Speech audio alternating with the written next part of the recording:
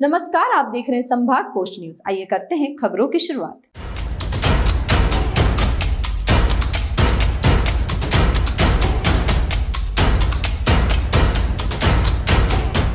इंदौर में आम जनता तो साइबर अपराध के शिकार हो ही रही है, साथ ही रैपिडो वाहन चालकों को भी निशाना बनाया जा रहा है।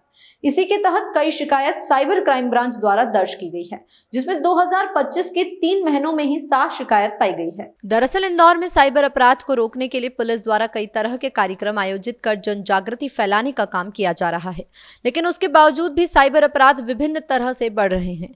और इसी के तहत रैपिडो चालकों के साथ भी साइबर अपराध की घटनाएं सवारी बुकिंग के नाम पर की जा रही है।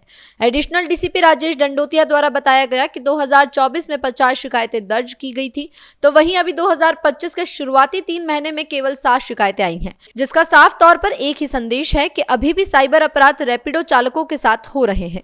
केवल जागरूकता ही साइबर अपराध से बचने का एक कारण है। ये क्राइम ब्रांच के द्वारा कल एक डाटा जारी किया गया है, जिसमें कि 2024 में 1 जनवरी 2024 से लेकर दिसंबर तक 50 कंप्लेंट्स आई हैं, जिसमें कि लगभग 16.5 लाख रुपए रैपिडो जो चालक है उनके साथ ठगी हुई है। ठीक उसी प्रकार अभी इसमें 1 जनवरी से लेकर 2025 में लगभग 7 कंप्लेंट आई है, जिसमें लगभग 33,000 इन्होंने ठगाया। कुल मिलाकर 57 कंप्लेंट्स हैं, और जिसमें कि लगभग 17.5 लाख के करीब इनके साथ फ्रॉड हुआ है। रैपिडो जो कि चालक हैं, इसमें इस तरह से मोडस ऑपरेंडी बताते हैं।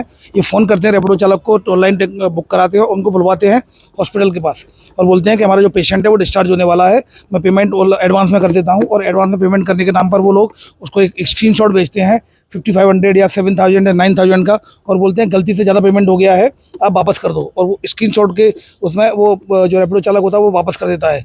तब देखता है कि उसके अकाउंट से पैसे कट जाते हैं, क्योंकि ये जो डमी SMS होते हैं ये मोबाइल नंबर से आते हैं इस तरह के कि आपके अकाउंट में पैसा आ गया है। वो डमी SMS होते हैं जो फ्रॉडस्टर के द्वारा भेज जाते हैं। अतः ऐसी स्थिति में रैपिडो चालक को कभी भी इस तरह के कॉल पर एकदम विश्वास नहीं करना चाहिए। कोई फाइनेंशियल ट्रांजेक्शन करने से पहले वेरीफाइड कर लेना चाहिए। और तीसरा, डमी SMS आते हैं, सबसे पहले अपने अकाउंट को चेक करना चाहिए, क्योंकि इस तरह के फ्रॉड हो रहे हैं। तो इस संबंध में एडवाइजरी भी जारी की गई है।